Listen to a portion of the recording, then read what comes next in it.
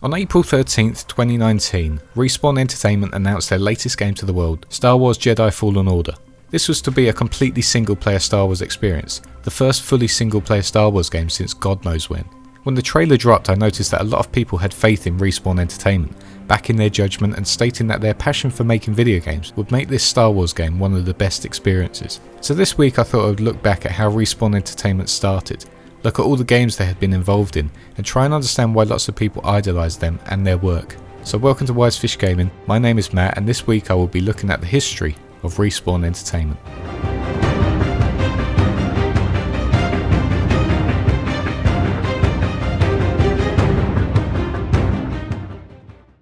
To understand how Respawn Entertainment started, we have to go back to the beginning and follow the careers of two individuals, Jason West and Vince Zampella. In 1997, a newly formed games company called 2015 Games was formed by Tom Kudirka. The aim of this company was to bring together a group of FPS modders to create game modes and games through the use of mods, obviously. The first few years were quiet, but in 1999 the company got their first break. 2015 Games developed a Quake mod and sent it into Activision, one of the biggest publishers in the industry at the time. Activision was impressed by this mod and decided to put them on the development side of the upcoming expansion pack for the game titled Sin. The expansion the team worked on was called Wages of Sin and was released in February 1999. Reception was alright, but it wasn't massively praised due to the lack of popularity of Sin. In 2000, however, everything changed for the company. Kudirka got a call from Steven Spielberg's assistant asking if their company would develop a new World War II FPS game that had a focus on a single-player storyline written by Steven Spielberg himself. The company agreed, and the company started development on the game titled Medal of Honor Allied Assault. Kudirka hired some more devs and designers to get on board for this big title. It was here where Jason West and Vince Zampella joined the team. In 2002, Medal of Honor Allied Assault was finally released, and on release the game was massively praised, both by critics and players. It sold over 900,000 copies and earned $34.2 million by 2006. The game also went on to be voted 4th best PC game and 7th most talked about game of 2002. Medal of Honor Allied Assault put 2015 Games on the map and also helped solidify Jason and Vince, who were the lead designers, as fantastic game designers. However, almost instantly after the release of Medal of Honor, Jason West, Vince Zampella and fellow designer Grant Collier left 2015 and started their next venture.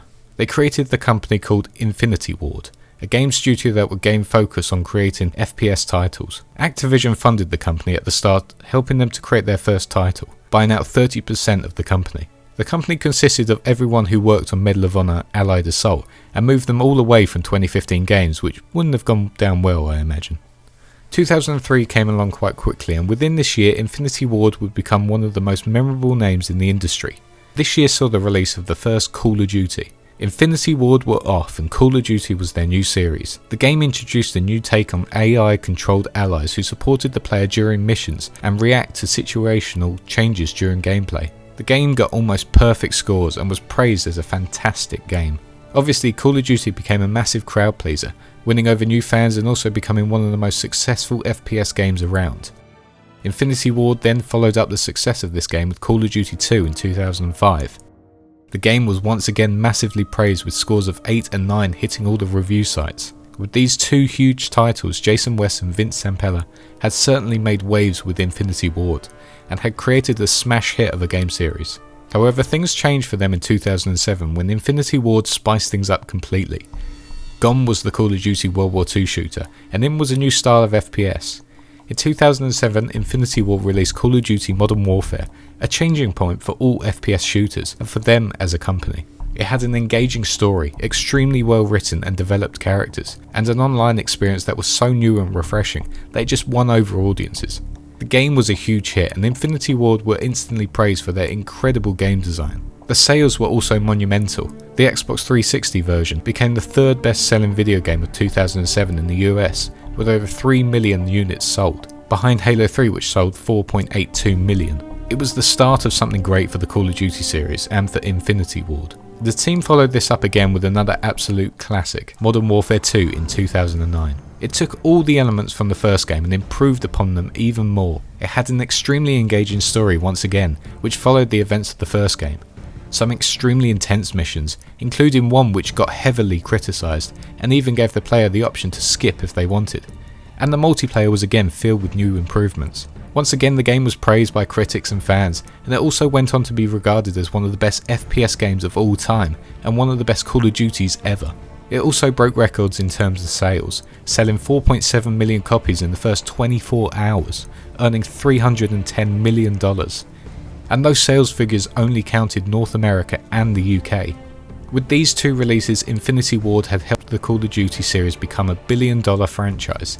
It was known all over the world and was easily the best FPS game on the market, with its brilliant stories, amazing gameplay and a multiplayer experience like no other. All was looking amazing for Jason West and Vince Zampella and their company.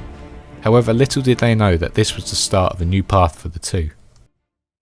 On the 1st of March 2010, gaming journalists were reporting shocking news that the creators of these mammoth games, the people who were responsible for creating one of the biggest franchises in gaming, were to be let go by Activision. Reports were circulating everywhere that the two were to be fired immediately, with Activision claiming it was due to Jason and Vince breaching their contracts and doing deals behind their backs of Activision's management, with EA regarding Bad Company 2. Bobby Kotick, CEO of Activision, stated in an interview with New York Times in 2012 that the two were planning to break their contracts, keep the money and steal 40 employees. Kotick went on to then say, "What do? You fire them." Jason and Vince, on the other hand, stated in an interview that Activision was actually to blame for all of this, saying that they were withholding bonuses and other compensation that should have already been paid out. But before Jason and Vince could say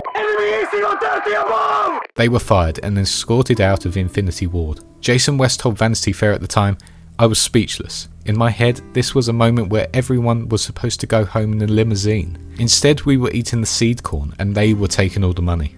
This news was a massive shock because, quite simply, without these two, the Call of Duty franchise wouldn't be as big as it was. They had made Activision the company it is today, and they had also changed the way FPS games were seen. And if you ask me personally, it was downhill from here for the COD franchise. But that was it. Without much notice, the two were gone.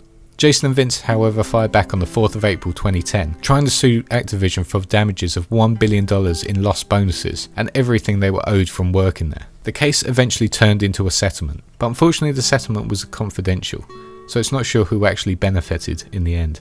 However, during the legal troubles the two were facing, Jason and Vince decided they would break away completely and set up their own studio. The studio, as you've probably guessed by now, is Respawn Entertainment.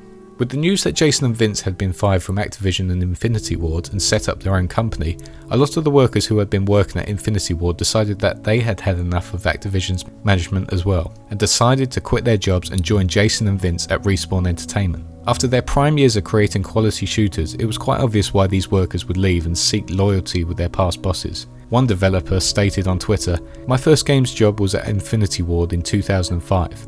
We made Call of Duty 4. I was 0.00001% critical to the success, but what a ride. Modern Warfare 2 followed, my favourite. Then idiots fired our bosses to control us, so I walked out the door to find them. Respawn formed, we made Titanfall, and now Apex." Loyalty was strong at Respawn, and they hadn't even started yet. The company sought funding through the EA Partners program, but they also made sure that they had all the rights to all intellectual property produced by them in the future. In 2011, EA Games gave its first reveal on what to expect from Respawn Entertainment and what their brand new project would be, stating that their first game will be sci-fi oriented and would allow the publisher to compete with things like Gears and Halo. After a few teasers, Respawn finally registered a trademark for the name Titan. In June 2013, Respawn finally released a preview of their latest game at E3. It was called Titanfall, a sci-fi themed FPS that focused on the fast-paced combat and combat involving huge mechs called Titans. But unfortunately, a year before the game release, Jason West announced he was retiring from Respawn Entertainment, stating it was down to family issues that he wanted to resolve. Respawn went on to say it was strictly down to the family reasons and nothing to do with working relations. A year later, Titanfall was released to a lot of praise. However, a lot of players stated the game felt more like a tech test. Titanfall was multiplayer only, apart from a very small story mode, but even that needed a group of players. The combat was extremely innovative, and the movement was really enjoyable and fast. But the lack of a gripping single player story turned off a lot of players. It was a good fun game but lacked a lot of features that Infinity Ward's Call of Duties had. However, the idea of the world of Titanfall was certainly going in the right direction. Titanfall, however, did go on to win a lot of awards, and it was pretty much certain that this was going on to be a big series. 2 years after the release of Titanfall, Respawn and EA announced that there was going to be a follow-up game, Titanfall 2. The game started production almost immediately after the first Titanfall, and Titanfall 2 eventually released on October 2016.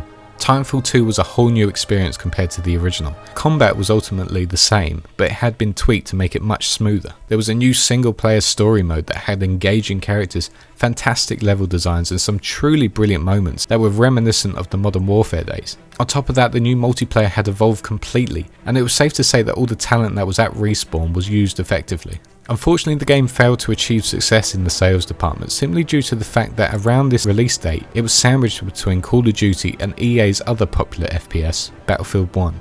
It meant that because of its release date, Titanfall 2 was a commercial failure, and it showed as a complete negative in the eyes of EA.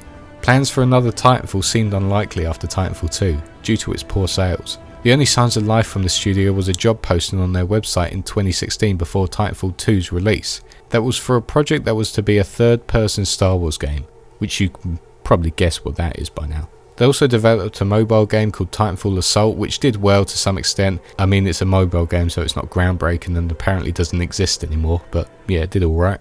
But in November 2017, it was then reported that despite the commercial failure of Titanfall 2, EA acquired Respawn Entertainment for $151 million in cash and up to $164 million in equity. The transfer of rights went over in December 2017, but all of the key figures at Respawn, like Vince, were still in charge of what came out of Respawn. Things seemed extremely quiet from Respawn in the next couple of years. There was no word on any new Titanfall game.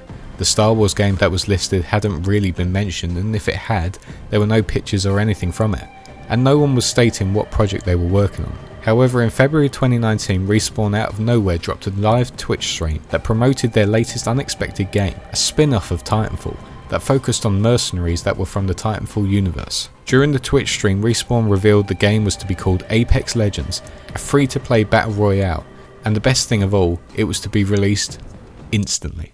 It all starts with the drop. Apex Legends became an immediate hit.